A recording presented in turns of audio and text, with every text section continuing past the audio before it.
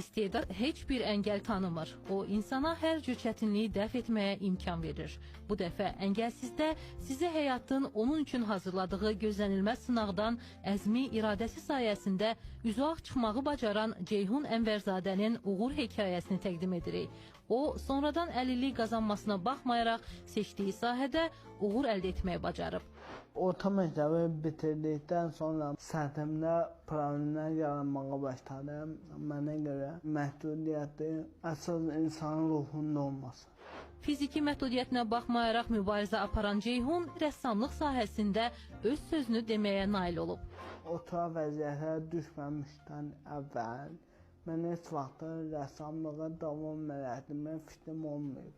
Bu oturaq vəziyyətə düşəndən sonra düşündüm ki, yəni nə qədər mən evdə oturacam. Evdə oturanda insan passivləşir.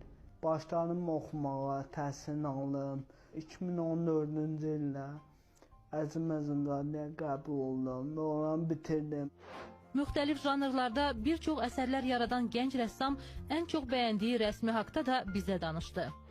Bakı Slavyan Universitetində fiziki məhdudiyyətlərin cəmiyyətə inteqrasiyası ilə bağlı bir tədbir olmuşdu və orada mən arabada özümü təsvir eləmişdim. Hazırda müəllim kimi sənətin sirlərini gənclərə öyrədən əngəlsiz dostumuz bu işdən zövq aldığını bildirdi.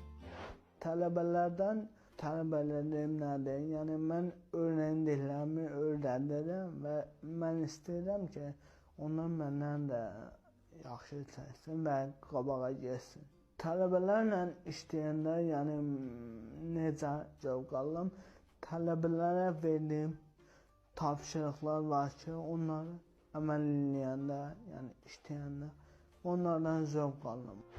Ceyhunun ən böyük arzusu isə Mənim ən böyük arzum mənim ayağa durmağımdır. Çünki sənətimdə daha çox yeniliklər eləməyi sevirəm. Nəinki Azərbaycanda, mən dünyada tanınmaq istəyirəm.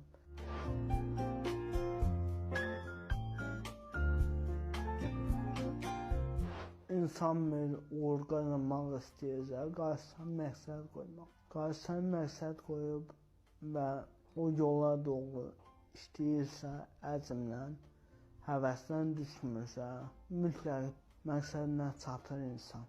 Necə ki, yəni mən də elə bir insan olmuşam.